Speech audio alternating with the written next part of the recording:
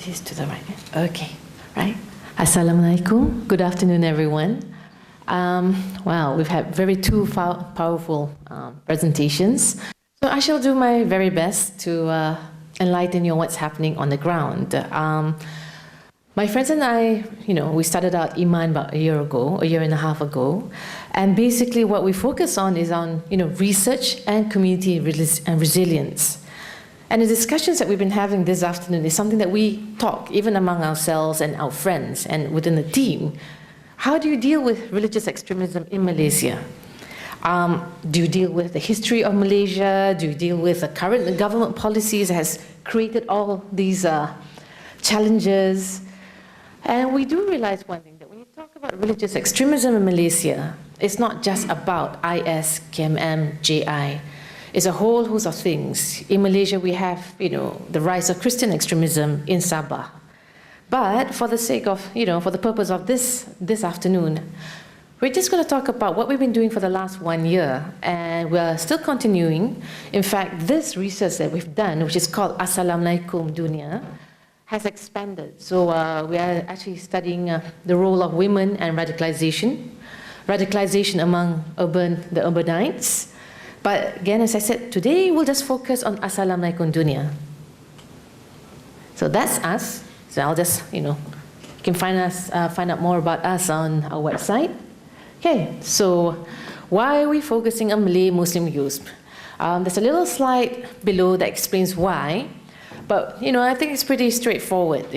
The majority race in Malaysia are Malay Muslims. Of course, there are the Chinese Muslims, there are the Bumiputra Muslims, there are the reverts, but we're just focusing on these, yeah? We started this last year, and it's still going now. Okay, so we want to understand why a lot of Malay youth support radical ideas, IS, extremist sentiments. Why are they attracted to jihad? Why do they identify, with other Muslims? I mean, how do they feel about their non-Muslim friend that they meet in school or at work? And we thought, okay, why don't we introduce a counter-narrative, an alternative platform on jihad and religious violence? Why do we encourage the youth themselves to say, look, if we give you this opportunity, what would you do? We wanted to encourage discourse. So after, a few months of doing, you realize that it's really, really mixed. But it's also very worrying. We have presented this to other people before, and we will be very honest, the non-Muslim youth or non-Muslim adults who hear this come out thinking, oh my God, what's going to happen? But we don't want you to go out feeling that's it, Malaysia's destroyed, we're going to die. We're quite fatalistic, we Malaysians. But we have a problem, and we have to address this. So we did the systematic review of media reports, which is what we all do, researchers do. So last year, what we did was we interviewed 30 participants, from 4 different states in Malaysia. I think 2 were in Selangor, 1 in Kuala Lumpur, another one was in Bali, Kedah, and the other one is in Kuala Terengganu. The ones where, even though they all echoed, it was basically an echo chamber, What was very interesting was seeing the very well-heeled, very sophisticated, professional, educated class from Taman Tun, Dr. Ismail. When he did this, he came in, nice German cars and all that, nice handbags and all.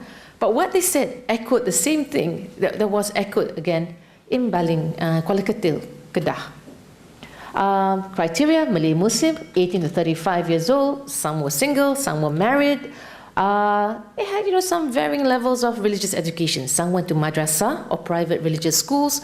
Some just went to sekolah rendah, or sekolah kebangsaan. And we explored the urban-rural divide. Gombak we did, and that was interesting because the first 2-3 times we tried to do a focus group discussions, they tanked, nobody wanted to come, simply because it was a working-class neighborhood. The ones who did come were the minority Muslims, the Ahmadiyas, who had a lot to say about Islam in Malaysia. So it was a venting exercise.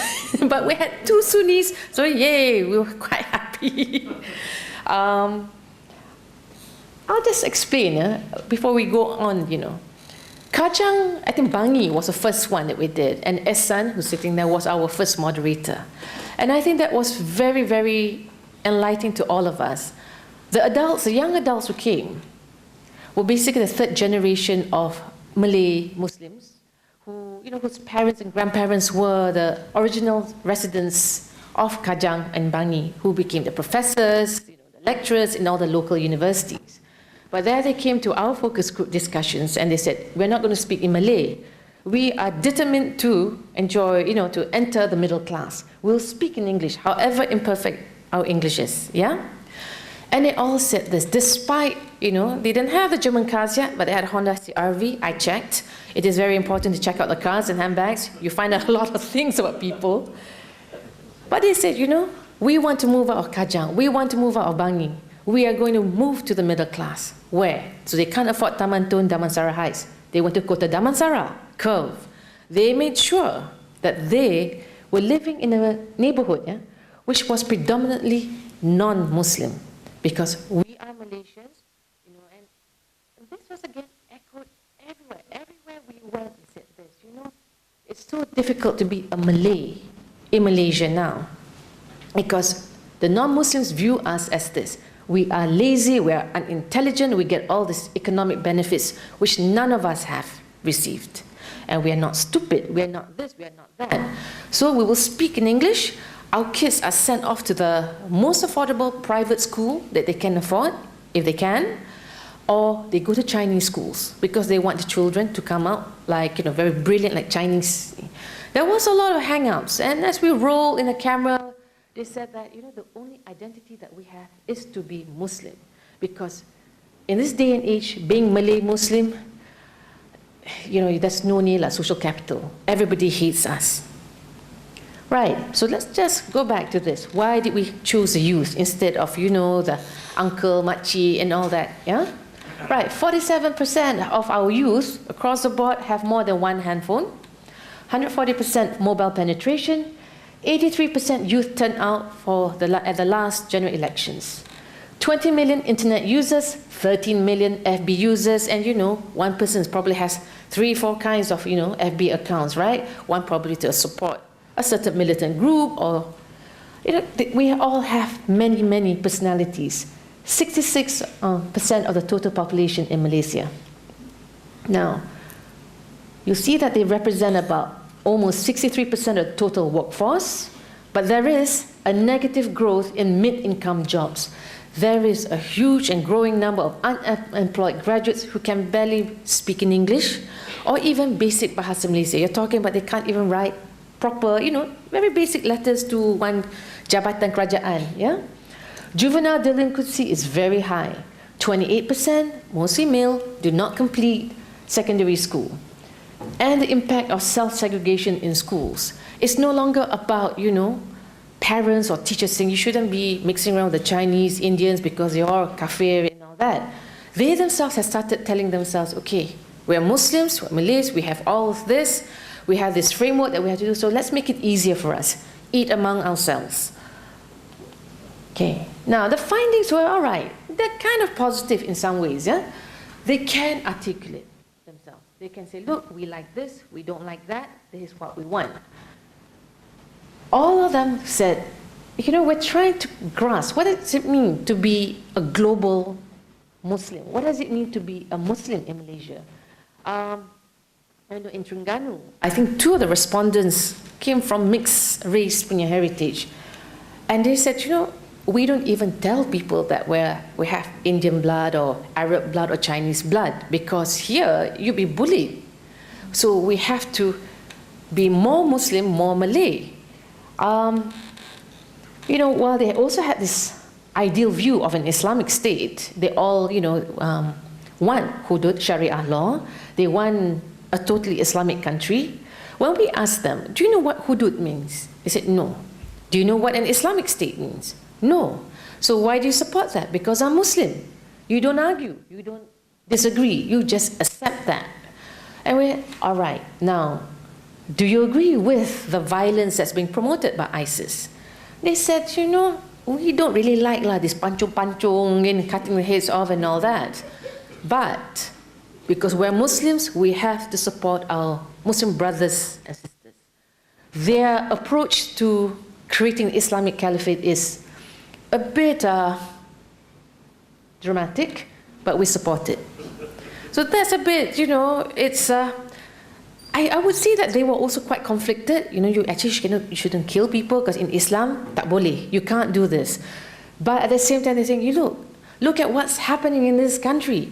If you don't have an Islamic state, definitely, right? Corruption will go on, social problems. Okay. Now, oddly enough, despite being on Twitter and all kinds of, Facebook, yeah, they said, when we went on to Twitter, Facebook, we wanted to look for answers. We kind of found the answers, but they don't speak to us. But because we don't have a platform, we don't have that kind of network, back where we live, we have no choice. So it's a catch-22 for that, for them. Okay. Right. So we started talking more and more and more. Okay. This is where it frightens a lot of non-Muslims because they say, where do we stand in this, But I would like all of you to look at this, empathize with them, because they, actually sometimes I say, and this is not IMAN, I personally think sometimes because of what we have created, the Malays themselves are suffering from PTSD. I mean, we live in a bipolar society. One moment is this, next moment is that. You read the newspapers, what can you believe? One, there is resentment and distrust against non-Malays' economic advancement. So this is a given. We've been hearing this for the last 60 years. However, as we've been speaking to a lot more, there is also rising resentment and distrust against the elite Malays. We don't like, what you're saying. Don't tell us how to believe the Islam we do. Just because you've got Mufti men coming in doesn't mean you know anything more than us. So there is that rising anger and resentment there. And could it be a class divide? We don't know. Yeah? Increased pressure on assimilation, language, religion, reassertion of Islam as the only identity across the board. They grew up under strict control on religious doctrines. Unlike Malaysians my age, I'm quite old. The younger generation now, whether the parents send them to government school, government-backed religious schools, or private religious schools, or sekolah pondok, right? My time, we didn't have this kind of exposure unless you are going to be a scholar. So a lot more have said that, we've had this kind of background. This is what we're exposed to. We want more of this for our children. And what we've seen, especially after the 1998 Reformasi, you have to embrace this new identity. If Anwar was the Prime Minister, if we had this kind of Islam, we wouldn't be where we were. Because before that, before 1998, you were all pretty secular. We also discussed this. In Malaysia, we all know, the only Shafi'i school of thought is accepted. Only in Panelists is Wahhabism, to practice, yeah. Official policy, Shi'ism is not Islam. Salafi or stroke Wahhabi teachings are all prevented in all states except one, which is Panelists, yeah. There is conflict between Sharia and civil law. Friday prayer sermons are controlled by the state, and they are borderline hate speeches. Now, as you look at this, the participants that we talked to said this, we agree with all this, we don't like this. Hence, this is why you see the proliferation of the new neo-Sufism Islam that you see in Kuala Lumpur. You get all these foreign scholars coming in because they say, look, we're very inclusive. We accept you. Come. And it's a very friendly Islam compared to what we have been taught. You do this, you go to hell. This is nice. And also, this sounds really rude of me, but they are predominantly white or fair-skinned. They speak English. And for many Malay Muslims, this is like, okay, I joined this group, I have hit middle class, I've arrived, yay! But that is how it is. And if you look at how we've migrated economically, from the rural areas right up to, Kuala Lumpur, yeah? I don't know whether it's in our DNA among Malay Muslims, but we want to forget our roots. We're not very proud. So you want to forget this. So the new Islam that I want to accept is not the old Islam that I was brought up in. Okay, I mentioned this in passing just now. The NAP has failed. I think we've basically, discussed this again and again from before. But for them, they said, we are not recipients of the new economic policy. We are struggling, especially those who live out of, Taman Tun. We'll be lucky if we can get a small business and all that, right? But for those who work, they have other businesses. They don't have the connections. They can't afford, mid-income housing, which is about now what, 300,000, 500,000? That's still a lot of money for many.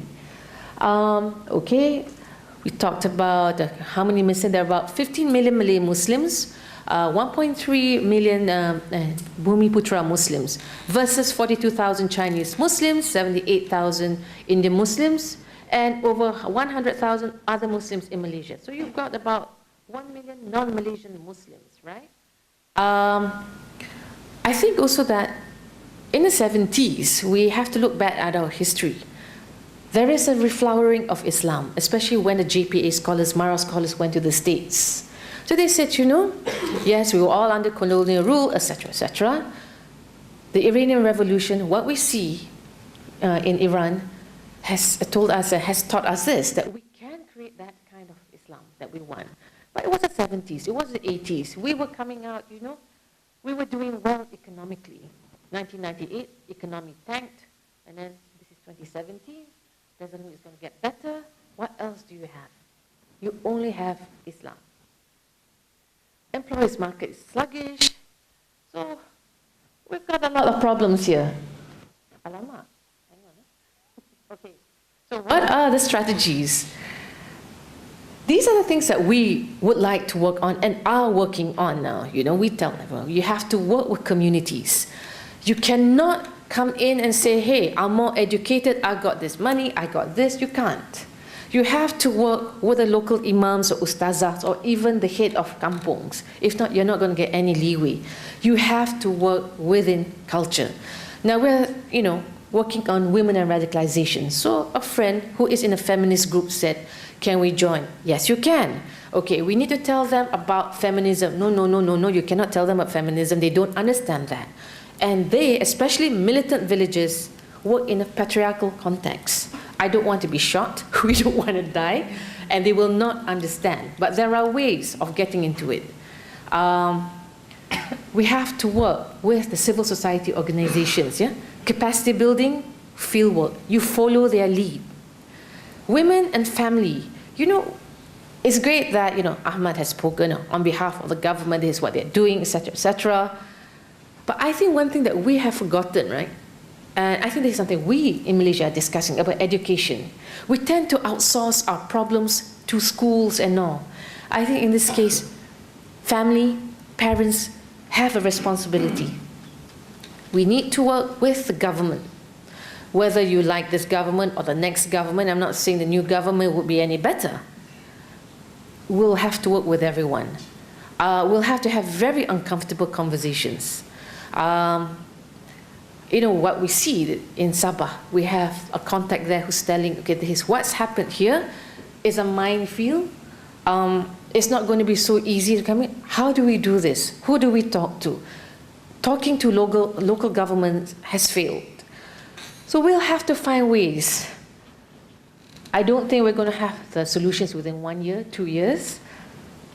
So we need to take the discourse out of urban areas.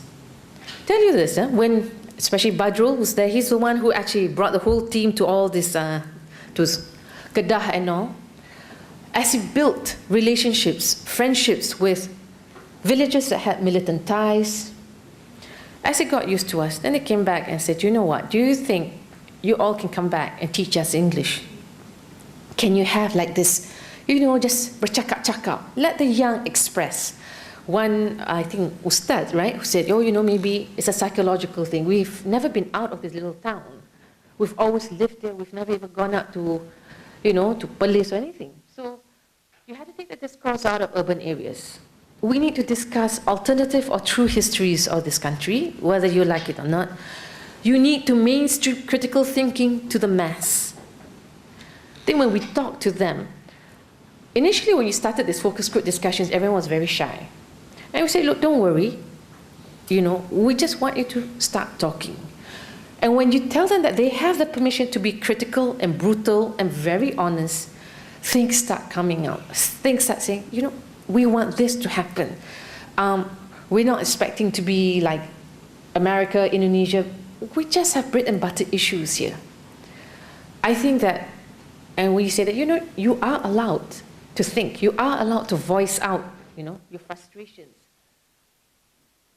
I think that, you know, policymakers, economists should actually start talking. In the case of Malaysia, and you know, the impact that's what's happening in Indonesia and Malaysia is quite worrying, and we'll have that discussion afterwards at the Q&A. But people have asked, is it because, you know, it's the poor? It's not necessarily the poor or the rich, but there is an economic, you know, factor to this. Is it because of Salafi, Wahhabi ideology? Actually, the over 200 people who've been arrested, they were not Salafis or Wahhabis. They were exposed to teachings, but they were all Sunnis, like me, like you. Some were Sufis, so we were like, wow, we thought you were pretty peaceful, but then it went. There were one or two odd Shiites who decided, okay, I will help. You know, when you're going to fight for Islamic Caliphate, doesn't matter what kind of Muslim you are. We're all in this for the same fight, yeah. I'm just going to end it here because this conversation starts, you know, it's like an octopus. It moves here, moves there. But at least I hope we've been able to give you a snapshot of what is happening in Malaysia and what young Muslims want. We do realize that we will have to move beyond Malay Muslim youth. We need to know what's happening. But from the things that we're getting, that we meet, radicalization is happening at a very rapid speed, but it's very subtle. Perhaps it's not like Indonesia was a little bit more open. In Malaysia, we've always lived, you know, we have many, many personalities, and it's very, very underground. There's a lot of radicalization that's happening within the subcultures in university groups. You see a lot of that's happening in urban mosques. It depends which mosque you go to, private homes. And of course, you know, we are not James Bond. We can't exactly just crash into someone and say, okay, it's a difficulty. So how do you deal with religious extremism? Change the education system? No. Make sure, you know, that the ulamas, ustazahs who come into Malaysia teach a proper kind of Islam? I don't think it's that. I think radicalization will happen. But what needs to be done is that we are a very resilient country.